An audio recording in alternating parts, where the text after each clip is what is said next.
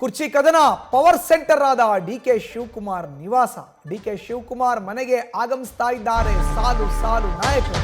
ಈಗ ಕೇಂದ್ರ ಬಿಂದು ಯಾವುದು ಅಂದ್ರೆ ಅದು ಬೆಂಗಳೂರಿನ ಸದಾಶಿವನಗರದಲ್ಲಿ ಇರೋ ಅಂತ ಡಿಸಿಎಂ ಡಿಕೆ ಶಿವಕುಮಾರ್ ಅವರ ನಿವಾಸ. ಡಿಕೆ ಶಿವಕುಮಾರ್ ಅವರ ಮನೆಗೆ ಆಗಮಿಸ್ತಾ ಇದ್ದಾರೆ ನಾಯಕರು. ದೆಹಲಿಗೆ ಪ್ರಯಾಣಿಸಿದ್ದಂತ ನಾಯಕರು ಡಿಕೆ ನಿವಾಸಕ್ಕೆ ದೌಡಾಯಿಸಿದ್ದಾರೆ. ಶಿವಕುಮಾರ್ ಭೇಟಿಗೆ ಆಗಮಿಸಿದ್ದಾರೆ ಸಚಿವ ಪ್ರಿಯಾಂಕ್ ಖರ್ಗೆ. ರಾಹುಲ್ ಜೊತೆಗೆ ಚರ್ಚಿಸಿದ ಬೆನ್ನಲ್ಲೇ ಡಿಕೆ ಶಿವಕುಮಾರ್ ಭೇಟಿಯಾಗಿ ಮಾತುಕತೆಯನ್ನ ಕೂಡ ನಡೆಸಿದ್ದಾರೆ ಪ್ರಿಯಾಂಕ್ ಖರ್ಗೆ. ರಾಹುಲ್ ಗಾಂಧಿ ಸಂದೇಶವನ್ನು ಹೊತ್ತು ತಂದ್ರ ಡಿಕೆ ಶಿವಕುಮಾರ್ಗೆ ಅನ್ನೋ ಪ್ರಶ್ನೆ ಇದೀಗ ಎದುರಾಗಿದೆ. ಇದಕ್ಕೂ ಮುನ್ನ ಇತರ ಶಾಸಕರು ಜೊತೆಗೆ ಡಿಕೆಶಿ ಮಾತುಕತೆ ಮಾಡಿದ್ದಾರೆ. ಎಸ್ ಟಿ ಸೋಮಶೇಖರ್, ಶ್ರೀನಿವಾಸ್, ಯೋಗೇಶ್ವರ್ ಭೇಟಿಯಾಗಿ ಚರ್ಚೆಯನ್ನ ಮಾಡಿದ್ದಾರೆ.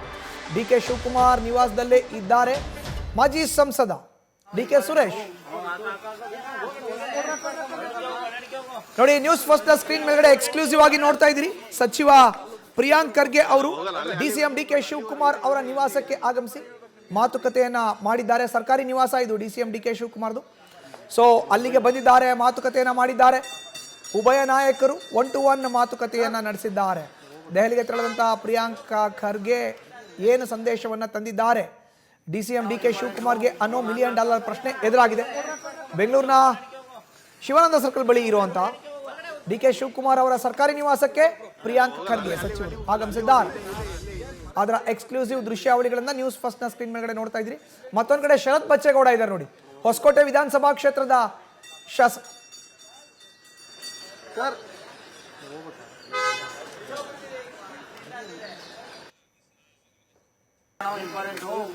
ಬೆಂಗಳೂರಿನ ಶಿವಾನಂದ ಸರ್ಕಲ್ ಬಳಿ ಇರುವಂತಹ ಡಿಸಿಎಂ ಅವರ ಸರ್ಕಾರಿ ನಿವಾಸ ಇದು. ಅಲ್ಲಿಗೆ ಡೈರೆಕ್ಟ್ ಆಗಿ ಸಚಿವ ಪ್ರಿಯಾಂಕ್ ಖರ್ಗೆ ಬಂದಿದ್ದಾರೆ. ಇನ್ನು ದೆಹಲಿಗೆ ತೆರಳಿದಂತಹ ಶಾಸಕರು ಅಲ್ಲಿ ನೋಡಿ, ಶ್ರೀನಿವಾಸ್ ಇದ್ದಾರೆ, ನೆಲಮಂಗಲ ವಿಧಾನಸಭಾ ಕ್ಷೇತ್ರದ ಶಾಸಕರು, ಮೊಬೈಲ್ ನಲ್ಲಿ ಮಾತನಾಡ್ತಿದಾರಲ್ಲ ಅವರೇ. ಇನ್ನು ಮಾಜಿ ಸಂಸದ ಡಿಕೆ ಸುರೇಶ್ ಅವರು ಕೂಡ ಡಿಕೆ ಶಿವಕುಮಾರ್ ಅವರ ನಿವಾಸದಲ್ಲೇ ಬೀಡ್ಬಿಟ್ಟಿದ್ದಾರೆ. ಶರತ್ ಬಚ್ಚೇಗೌಡರು ಕೂಡ ಈಗಾಗಲೇ ಸರ್ಕಾರಿ ನಿವಾಸಕ್ಕೆ ಆಗಮಿಸಿದ್ದಾರೆ. ಡಿಸಿಎಂ ಅವರ ಸರ್ಕಾರಿ ನಿವಾಸ ಶಿವಾನಂದ ಸರ್ಕಲ್ ಬಳಿ ಇರುವಂತದ್ದು. ಇನ್ನು ಡಿಕೆ ಶಿವಕುಮಾರ್ ಅವರು ಕೂಡ ಅದೇ ಸ್ಥಳದಲ್ಲಿ ಇದ್ದಾರೆ. ಡಿಕೆ ಶಿವಕುಮಾರ್ ಅವ್ರನ್ನ ಭೇಟಿಯಾಗೋಕೆ ಒಬ್ಬೊಬ್ಬರೇ ನಾಯಕರು ಆಗಮಿಸಿದ್ದಾರೆ. ನೋಡಿ, ಎಸ್ ಟಿ ಸೋಮಶೇಖರ್ ಅವರು ಕೂಡ ಈಗ ಡಿಸಿಎಂ ಡಿಕೆ ಶಿವಕುಮಾರ್ ಅವರ ಭೇಟಿಗೆ ಆಗಮಿಸಿದ್ದಾರೆ.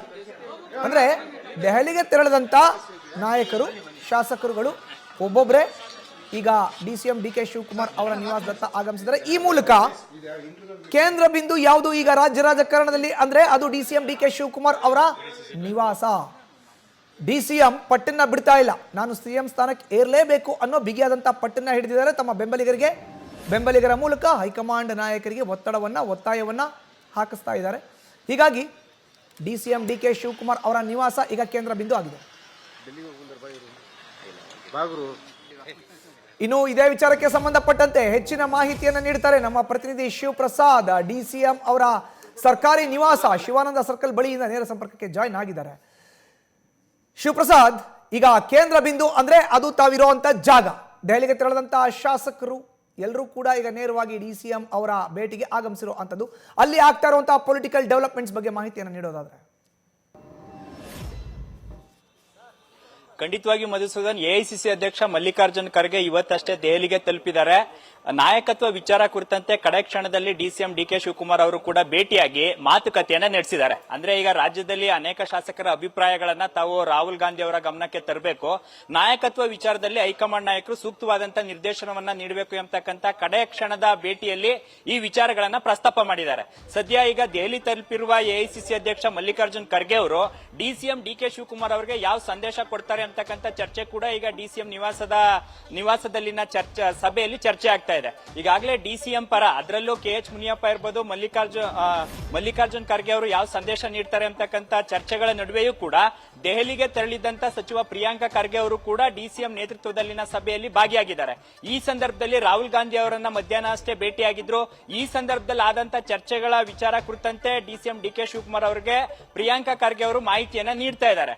ಇಂದು ಎಂದಿನಂತೆ DCM CM D K Shivakumar ಅವರಿಗೆ ನಾಯಕತ್ವ ನೀಡಿಸ್ತಕ್ಕಂಥ ವಿಚಾರದಲ್ಲಿ ಏನು ಶಾಸಕರುಗಳಿದ್ದಾರೆ ಅವರು ಕೂಡ ಈ ಸಭೆಯಲ್ಲಿ ಭಾಗಿಯಾಗಿದ್ದಾರೆ. ಪ್ರಮುಖವಾಗಿ ನೆಲಮಂಗಲ ಶಾಸಕ ಶ್ರೀನಿವಾಸ್ ಇರ್ಬೋದು, ಸಿಪಿ ಯೋಗೇಶ್ವರ್ ಇರಬಹುದು, ಶರತ್ ಬಚ್ಚೇಗೌಡ ಸೇರಿದಂತೆ ಇತರ ಎಂಎಲ್ಸಿಗಳಾದಂತ ರವಿ ಅವರು ಕೂಡ ಭಾಗಿಯಾಗಿ ಮುಂದಿನ ಕಾರ್ಯತಂತ್ರದ ಬಗ್ಗೆ ಸಮಾಲೋಚನೆಯನ್ನ ನಡೆಸಿದ್ದಾರೆ.